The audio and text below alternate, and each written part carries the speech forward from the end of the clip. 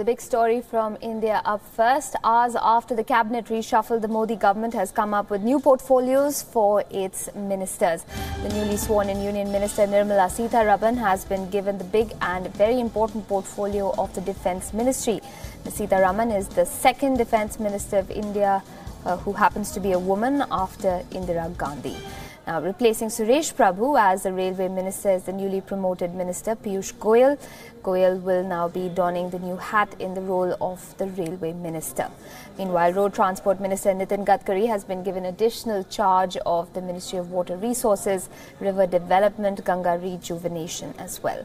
Now, the newly inducted Hardeep Singh Puri has been given the Urban Development Ministry. Remember, Mr. Puri is a career diplomat. He was in the IFS.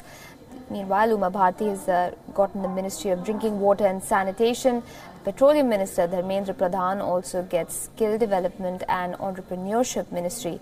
Alphonse Kannathanam is the MOS with independent charge of the Ministry of Tourism and the MOS for the Ministry of Electronics and Information Technology.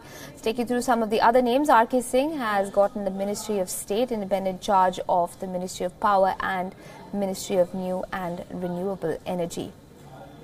Meanwhile, Rajyavardhan Rathore, former army officer, is now also Minister with independent charge of Ministry of Youth Affairs and Sports. Meanwhile, Vijay Goyal, as we mentioned a little while earlier, we're going to get you more details on his appointment as well. But the big story continues to be Nirmala Sitharaman, who is now the new Defence Minister of India. Joining me on the broadcast for more on that story is my colleague Mohammed Saleh. He's joining in from the WION newsroom. Also on the phone line with me is WION's political editor Kartikeya Sharma. Kartikeya, to you in a second. Mohammed, up first to you though. Nirmala Sitharaman is the new Defence Minister. That's a big surprise. I didn't think of all the names that were doing the rounds before the announcement. Hers didn't exactly figure prominently for that very important portfolio. That's exactly correct, Aisha. Now, Nirmala Sitharaman happens to be the second woman who has now become a Defence Minister of India. This has taken a lot of people by surprise.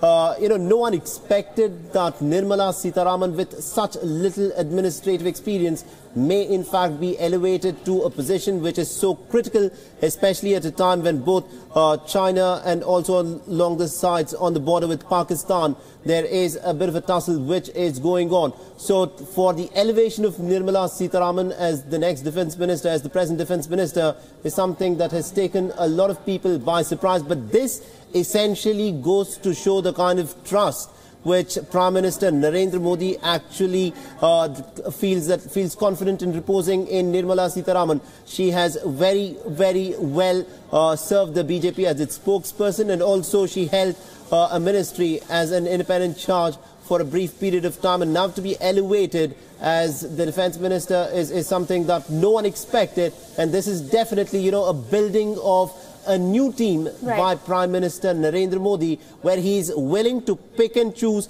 and give opportunities to people who think will deliver the goods for him. Absolutely. Stay with me, Saleh, one sec. Let me go across to WION's political editor, Kartikeya Sharma, is on the phone line with me.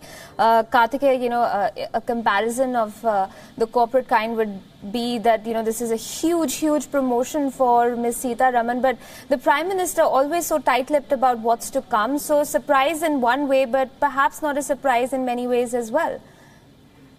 See, I'm not surprised. Nirmala Sitharaman has been a performer. And Nirmala Sitharaman has been one of the most non-controversial ministers. We have to see the bigger picture. The bigger picture is that Narendra Modi has created a new team of Bharatiya Janata Party. There was a team which he had. Some were retired, some were borrowed. They were part of the 2014 ministry. That was Vajpayee's BJP and people groomed by L.K. Advani. Now what Modi has done is that he has created his own new team. You have to see that Railway Minister is Piyush Goyal. Additional charge of skill development has gone to Dharmendra Pradhan. Right. Naqvi has been promoted as a full-fledged cabinet minister, and Shahnawaz Hussain, who was cabinet minister when Vajpayee was in power, has not been inducted. Right. Nirmala Sitharaman has broken into the men's club. You see, this, generally, Defence Ministry was supposed to be the boys' affairs, The men will do it. By doing this, Prime Minister has in fact promoted a lot of, I would say, women in faces in the ministry. For example, Smriti retains textiles with information broadcasting. She is the official spokesperson. And it's not about defense. You see, she becomes part of this CCS, Nirmala Sitharaman. Right. And CCS is a very important thing. So what he has done is that he has laid the ground for 2019.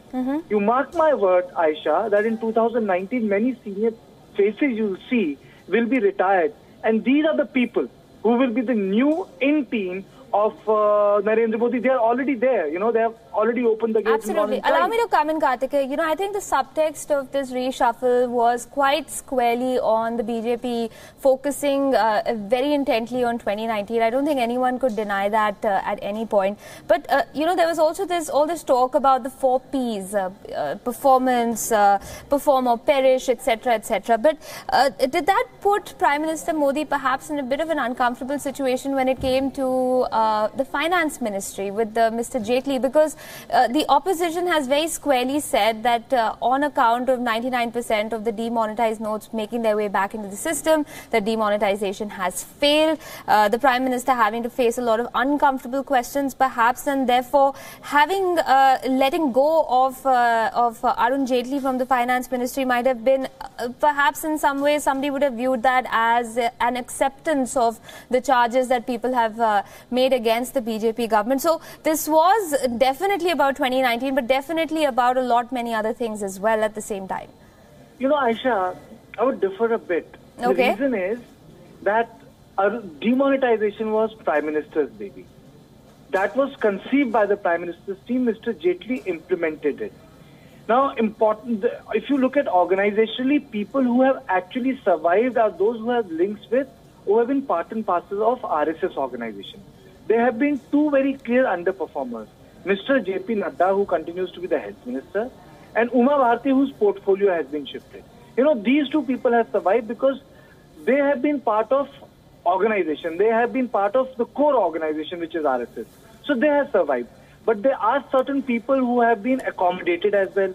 Like, for example, Raghavendra Rathore, whose performance have been okay to say, has been given independent charge of the sports. Whereas, you know, it's not as if he has done some spectacular work, but nonetheless he gets a promotion. But I would say what the Prime Minister has done is, he has tried to rejig as much as he can within the larger rubric. All right. And when I say the larger rubric is that he has not been able to accommodate JDU and ADMK, which he wanted to, but when it comes to core ministries, he has been able to put his people, which means, in my view, there will be one minor rejig next year also. Absolutely. In fact, that was some of the details that we've been picking up on this story, because Saleh, there's a lot that's been made about the fact that the allies have been left out. You know, most significantly the JDU, Nitish Kumar apparently unhappy about this rejig and the fact that the JDU hasn't been accommodated. If we're to look at that a little further, let's keep aside Karthikeya mentioning that there might be a minor rejig again next year. What do you make of the Prime Minister and the BJP government's decision to keep the allies out of this rejig?